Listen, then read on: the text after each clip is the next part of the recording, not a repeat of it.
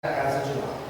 E eles pediram que falasse alguma coisa, como tipo, caminhando com Jesus.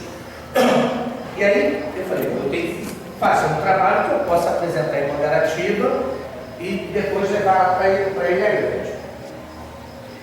Aí, na hora que a gente senta para pensar, para ser incluído, para ver o que vai aparecer, me botaram assim, ó, bota uma figura, né, onde tem uma criança e uma figura representando Jesus. Aí eu achei isso aí. Aí eu falei, mas por que isso, né? Veio assim.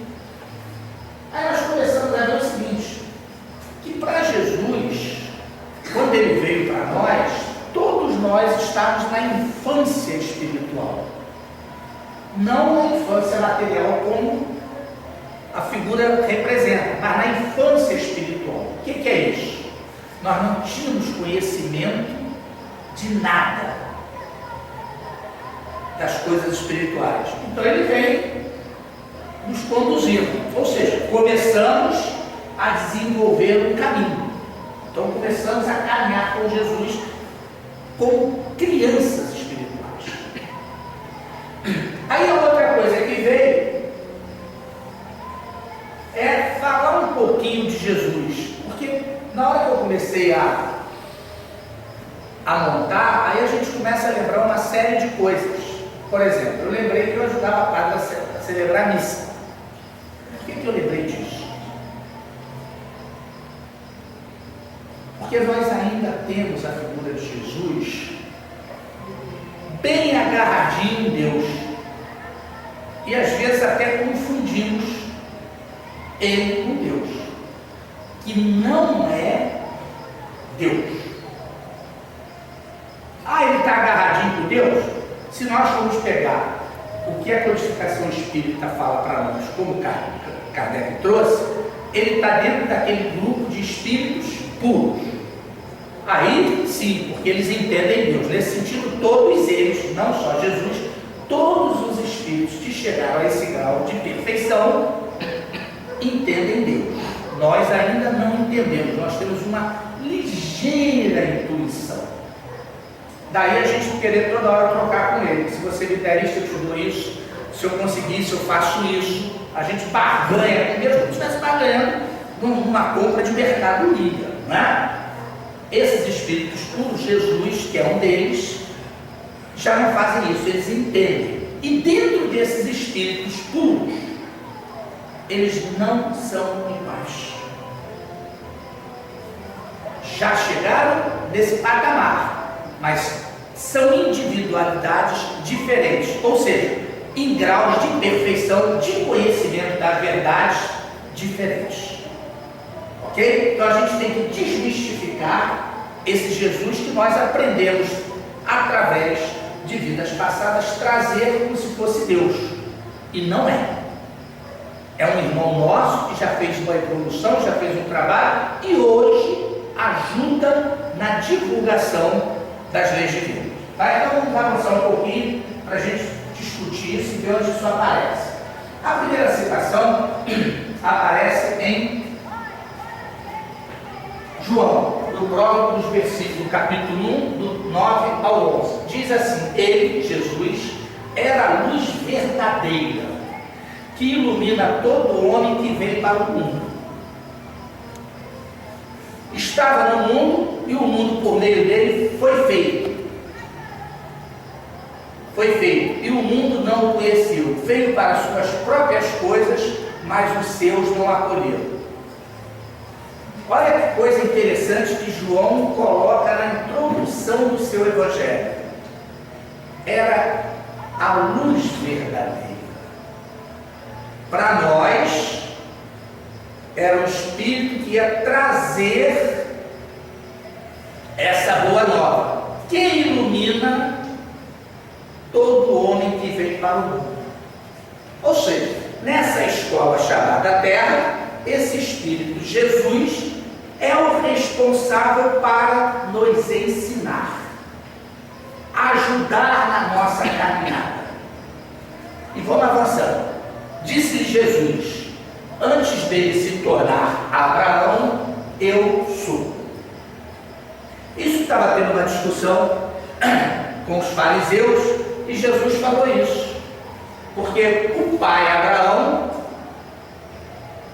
que era o início do povo hebreu, eles estavam questionando Jesus sobre Abraão. Aí Jesus fala isso aí para eles, ó. Antes dele se tornar Abraão, eu sou. Ou seja, antes dele ser criado, eu já era um espírito. Em outras palavras, quando Abraão veio, ele veio a meus cuidados, ele veio por meu intermédio para falar aquilo que vocês precisavam escutar. Porque nós não estávamos ainda aptos a ouvir um espírito dessa envergadura de Cristo. Então tinham que vir os outros mais apropriados à nossa evolução. Isso está em João, no capítulo 8, versículo 58. Aí nós temos uma explicação muito interessante. Rezam as tradições do mundo espiritual que, na direção de todos os fenômenos do nosso sistema, entendemos aqui como nosso sistema solar, existe uma comunidade de espíritos puros e eleitos pelo Senhor Supremo do Universo, em cujas mãos se conservam as rédeas diretoras da vida de todas as coletividades planetárias. Ou seja, na mão de Deus está tudo ali, mas ele tem os eleitos dele. E continua o texto. Essa comunidade de seres angélicos e perfeitos, da qual é Jesus um dos membros divinos, ao que nos foi dado saber, apenas se reuniu nas proximidades da Terra para a solução de problemas decisivos da organização e da direção do nosso planeta por 2 vezes no curso dos milênios conhecidos. Então, vamos mais ou menos idealizar. Deus falou o seguinte, ó, vocês aqui vão ser responsáveis pelo sistema solar. E Jesus estava no meio daquele grupo. Tá? Então, vamos avançar. A primeira verificou-se quando o orbe terrestre se desprendia da nebulosa solar, a fim de que se lançasse no tempo e no espaço as balizas do nosso sistema cosmogônico e os pródromos da vida na matéria em ignição do planeta. E a segunda, quando se decidia a vinda do Senhor à face da Terra, trazendo à família humana a lição imortal do seu Evangelho de amor e redenção.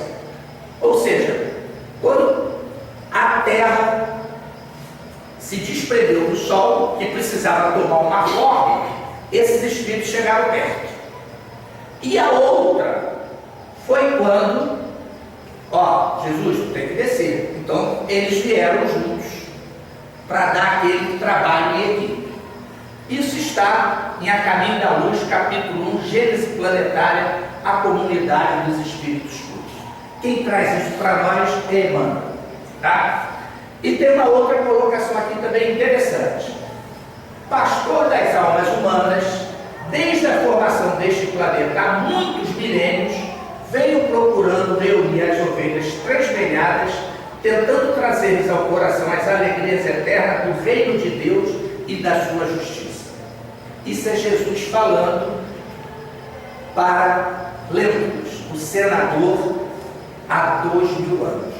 Quando o senador tenta ir ao encontro dele, e Jesus vai conversando com ele, explica isso para ele.